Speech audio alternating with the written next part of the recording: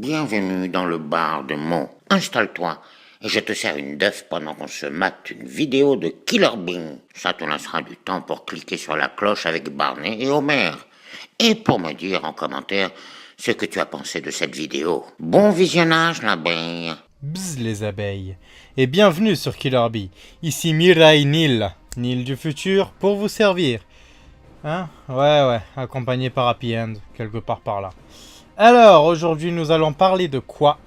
Nous allons parler d'un sujet qui me vient tout droit du futur, à savoir, qui est réellement Stan Lee dans l'univers Marvel? Ah, ça fait un moment que je voulais la faire, celle-là.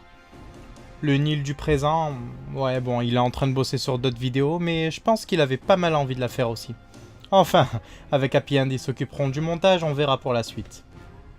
Alors, juste avant de démarrer sur Stan Lee, petit rappel, le Snap est dans la description, tous les liens vers les réseaux sociaux sont dans la description, c'est comme ça aussi dans l'avenir. Quoi d'autre? Oui, je serai donc à la garde pour les médiévales de la garde, donc qui commence le 2, je crois, ou le 3 août 2017, pour se terminer le 7 août 2017. Voilà. D'autres petits projets risquent d'être annoncés, même gros, ouais, pour certains. Voilà. Donc, on va démarrer sur cette vidéo, qui va être, ma foi, assez courte, hein. Je pense qu'elle va durer une dizaine de minutes, un peu plus. Je vais pas faire une vidéo de 20 minutes, mais il y a quand même beaucoup d'éléments. Alors, qui est réellement Stan Lee? Alors Stan Lee, comme Jack Kirby, vous le savez, c'est l'un des fondateurs de... c'est l'un des créateurs de la plupart des personnages de chez Marvel. Hulk qui est ici, Spider-Man, il y a des tonnes, il y en a beaucoup. Il y en a vraiment beaucoup. Donc il aurait créé avec Stan Lee, bien évidemment. Il apparaît dans beaucoup de films de chez Marvel.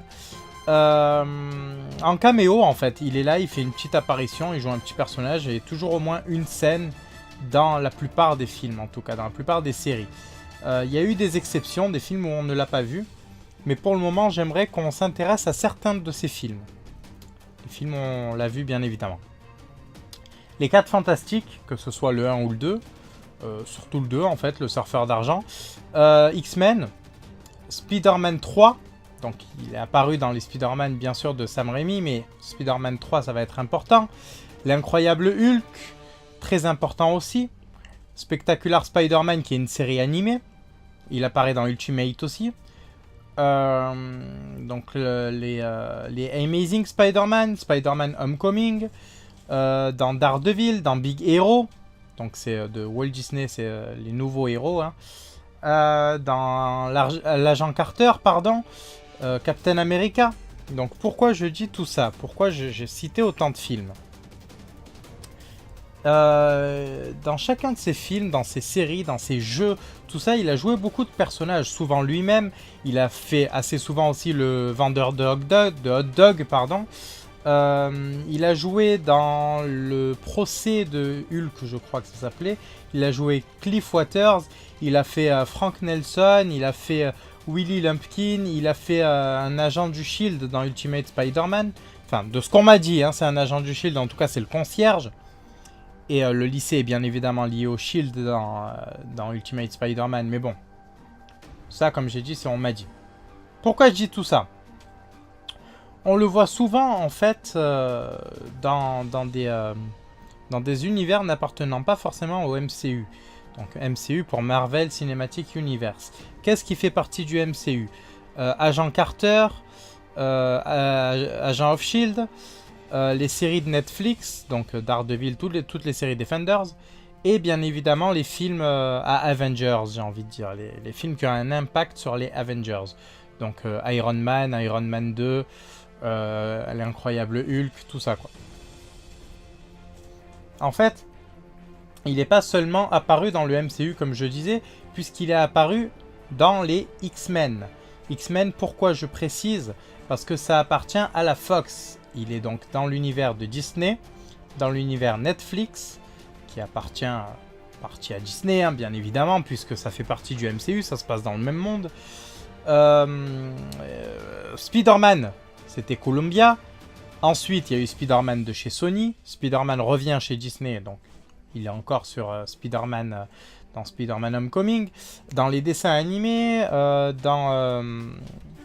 de partout, j'ai envie de dire, vraiment de partout. Sony, Columbia, Netflix, dessins animés, jeux vidéo, de tout, vous voyez. Et c'est pas pour rien que je dis ça. On va prendre certains de ses caméos.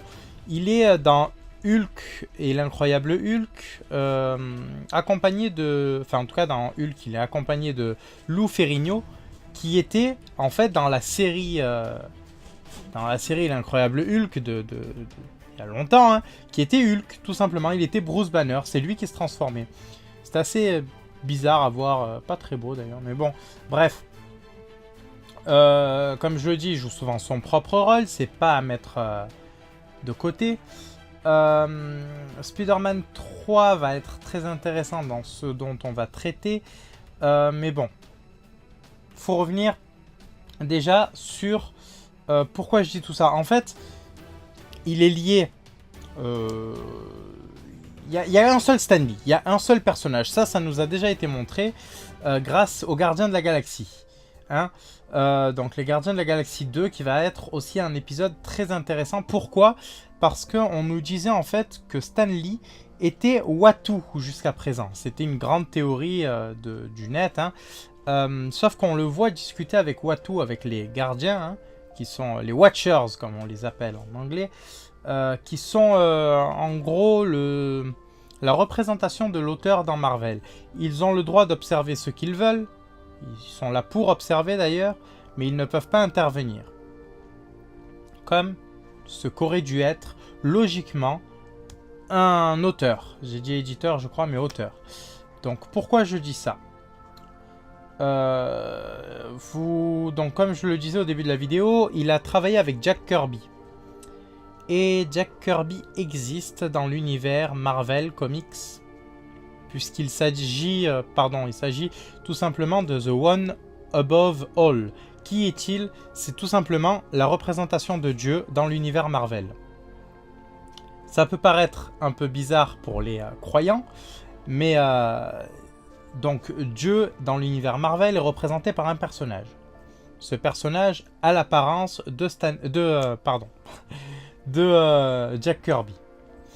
Et lors de sa première apparition, je crois... Non, lors de l'une de ses apparitions en tout cas, puisque la première apparition, je crois que c'est dans Howard the Duck. Je crois que c'est quand il explique à Howard le sens de la vie. Donc c'est pas là. Sa première apparition auprès des 4 Fantastiques. Les 4 Fantastiques se trouvent dans les studios Marvel. Il voit Jack Kirby en train de dessiner, de répondre au téléphone, tout ça, vous voyez. Et à ce moment-là, Jack Kirby dit qu'il travaille avec une autre personne. Donc il y a une autre personne dont on n'a jamais connu l'identité, qui était aussi potentiellement l'équivalent de Dieu dans l'univers Marvel. Qui est-ce ? Eh bien c'est tout simplement Stan Lee. Quoi ? J'ai pas d'argument ? Alors, Captain America se passe dans les années 40. Il a exactement le même âge dans tous les films. Pas dans toutes les séries, hein, puisqu'il a vieilli entre-temps, depuis les années 70, tout ça quand même. Mais dans tous les films du MCU, et assez récents on va dire, hein, même s'ils n'appartiennent pas au MCU, il a la même tête, toujours. Alors qu'il y a des films qui se passent dans les années 40, il y a des apparitions un peu plus vieilles, et il y en a de toutes récentes. Il y en a... genre Spider-Man Homecoming, qui se passe 8 ans, je crois, après les événements de New York, où il a la même tête. Il a la même tête. Pourtant, ça se passe dans les années 40, il devrait être mort. Tu vois, Captain America, c'est les années 40. Donc, tout le temps qu'il y a eu depuis, il devrait être mort. Il n'aurait pas eu l'âge de survivre. Pourtant, il est là. Mais, il est aussi dans l'espace. Et quand je dis l'espace, je ne parle pas des Gardiens de la Galaxie. Je ne dis pas qu'il est... comment dire ? En gros, les Gardiens de la Galaxie se passent dans un même univers, d'accord ? Imaginez une sphère. Il peut se déplacer n'importe où dans cet univers, c'est pas grave. Mais, cet univers appartient à Disney. L'univers de la Fox n'est pas le même, et pourtant on le retrouve là-bas. L'univers de Columbia n'est pas le même, et contrairement à ce que vous pouvez croire, l'univers de Columbia est très important dans cette théorie. Très très important. Pourquoi ? Chez Columbia, il y a le Ghost Rider. Et il n'apparaît pas dans les films Ghost Rider. Pourquoi? Pourquoi ça? Parce que le Ghost Rider à la base est un ange. Et c'est un ange qu'il aurait forcément déjà vu. Donc du coup, il n'apparaît pas dans ces films pour une raison toute simple, c'est qu'un caméo, ben en fait ça briserait le fait que ce soit lui l'être suprême. Parce que depuis le début de cette théorie, en fait j'insinue clairement que Stan Lee est the one above all. Putain, j'arriverai jamais à le prononcer ce truc, mais bon. Du coup, je voulais dire quoi? Spider-Man 3, très intéressant, très intéressant. La scène de Spider-Man 3 en fait, où il dit à Peter... vous savez, je pense qu'une seule personne peut faire la différence, tout est dit. Il guide Peter, ou plutôt Spider-Man, vers le choix de ne pas, comment dire, ne pas se retourner vers le Spider-Man noir, hein, vraiment, le choix qu'il a d'aller vers le Spider-Man qu'il est en fait, tout simplement, sans le symbiote. Donc le héros qui est en lui, il le guide vers le bon choix, vers le bon côté de la force. Pourquoi je précise ça? Parce que Dieu, donc The One Above All dans Marvel, sous la forme d'un clochard, se présente à Peter Parker. Et il lui dit, tu sais très bien qui je suis. Ça rentre? Ou pas encore? Et c'est pas une coïncidence si Howard the Duck et Stan Lee se retrouvent sur le même... enfin à peu près aux mêmes endroits dans Les Gardiens de la Galaxie 2. Et oui. Et oui, c'est à lui qu'il a dévoilé qui il était, en tout cas, il lui a dévoilé le sens de la vie. Et oui, très important tout ça, très important. Dans les univers, alors malgré le fait que les univers soient différents par rapport au droit, Stan Lee est constant de partout. Ce qui voudrait dire que Jack Kirby, qui n'est plus de ce monde, à l'époque, avait créé un personnage uniquement pour les comics.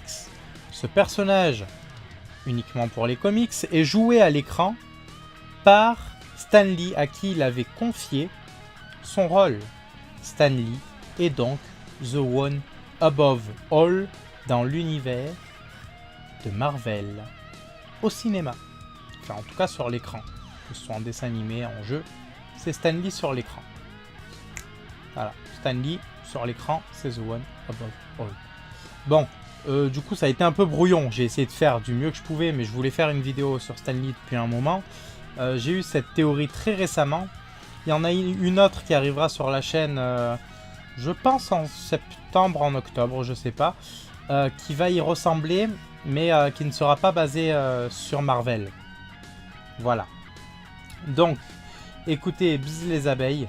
N'oubliez pas de vous abonner, de nous suivre sur les réseaux qui s'afficheront par là quelque part, voilà, de me suivre sur Snap, sur tout ça, de liker la vidéo. Je sais pas quoi dire en fait, c'était vraiment, je voulais vous faire cette vidéo, c'est pour ça que je suis revenu du futur. Hein. J'avais promis que je vous reviendrai et même le soubéran de base, là, le Nil du présent vous a dit que je reviendrai. Donc je suis revenu pour ça. Pour vous annoncer la vérité sur Stan Lee. Allez, bisous les abeilles, et à très vite. Bonjour, c'est Sonic. Ben voilà, je suis là pour vous inciter, si vous le souhaitez bien sûr, de vous abonner à la chaîne Killer Bee.